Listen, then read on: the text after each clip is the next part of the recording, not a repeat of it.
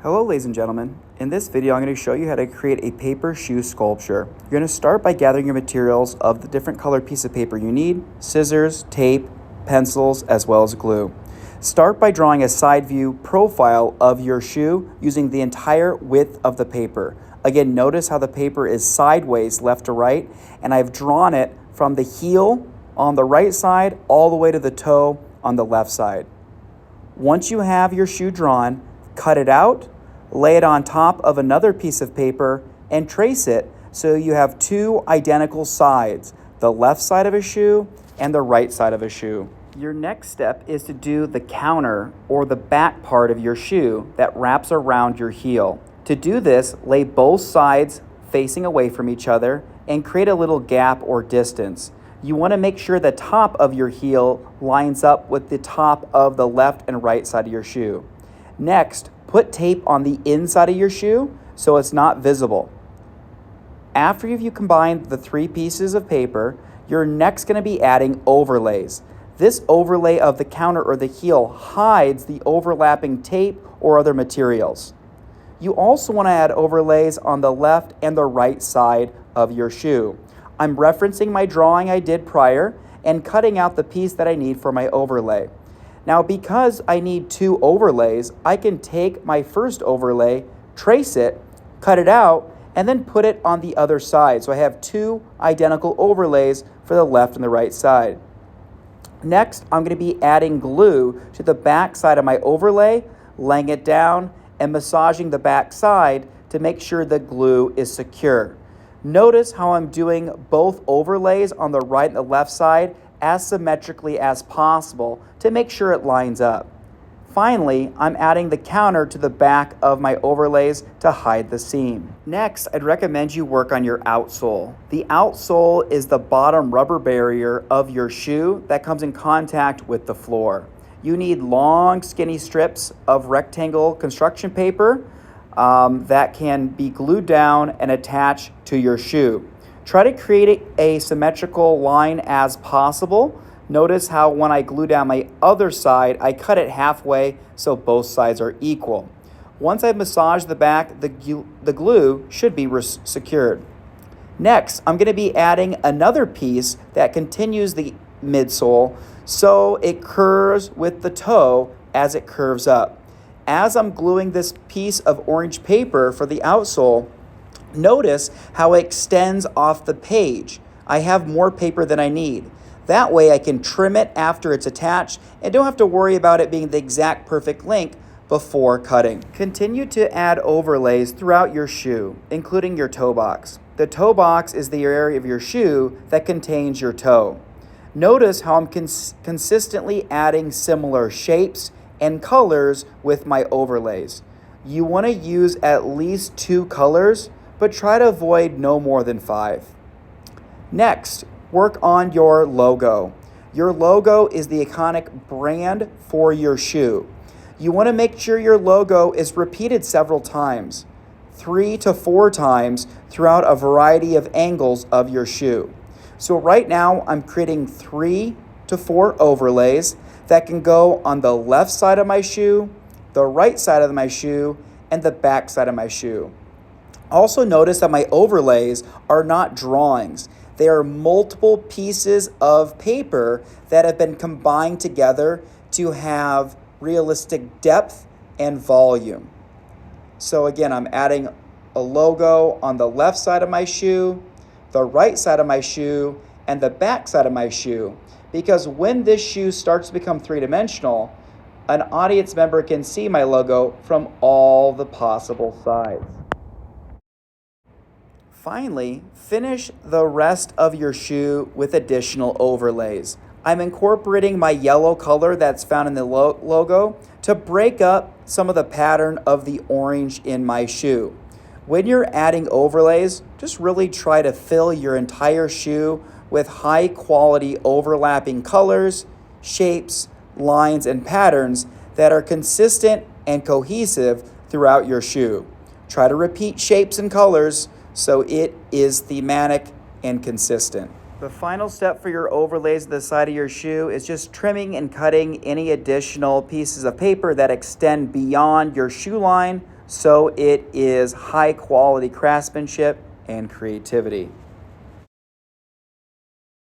Next, you are going to be tracing your own shoe on a piece of paper that you want for the color of your outsole or the bottom of your shoe. As you are tracing your paper, be careful to go along the outside contour of your line and cut it out. Next, you're going to be filling a variety of overlays on the bottom of your outsole that should suggest texture or traction.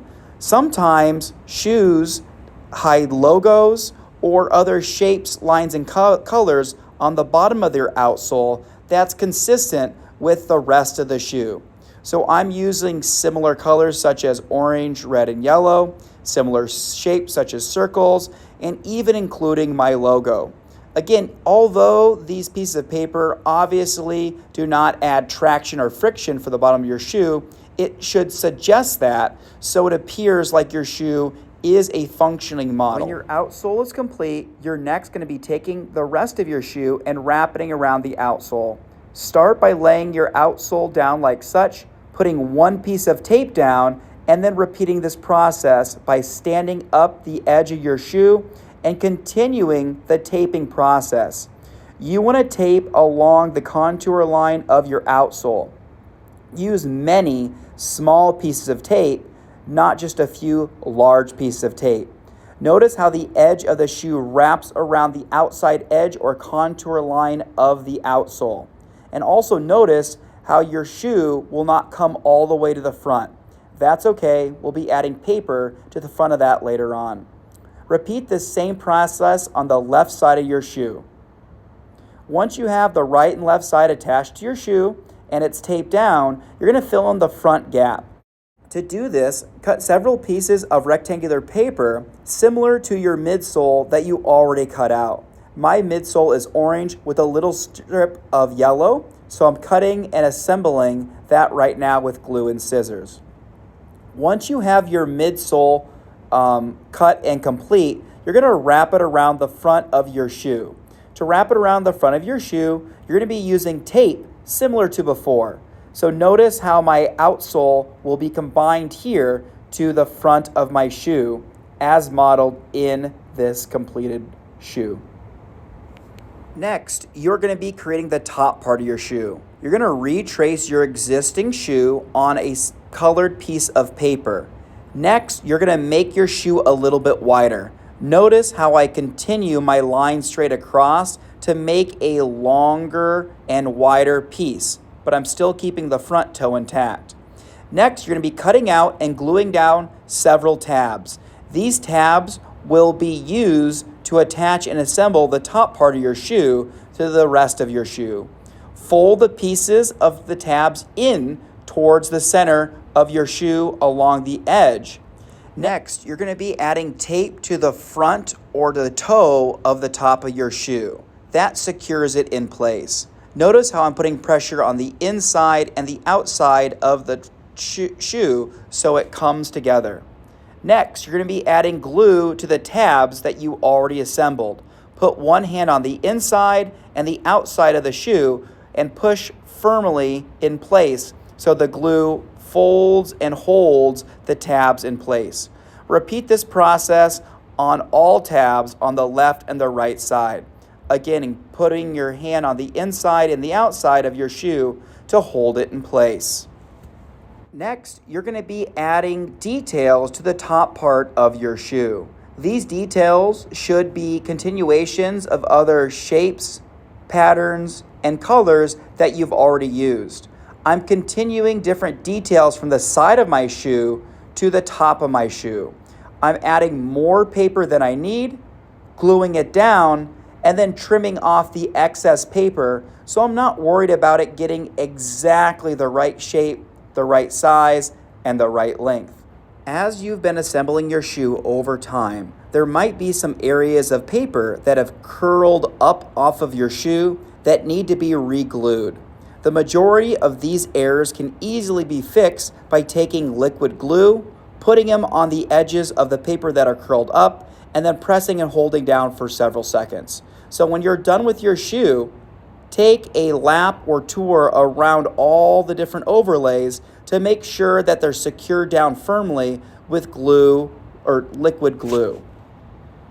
Also, be sure to add the name of your shoe or company name on your artwork. I would recommend you write it on a separate piece of paper, glue it down so it appears like a high quality overlay. Consider putting it on the back or the front or both on your shoe so it's very visible. And that's how you create a high quality paper shoe sculpture with overlays throughout all angles of your shoe, including logos, company names, and consistent shapes, colors, and patterns for your sculpture.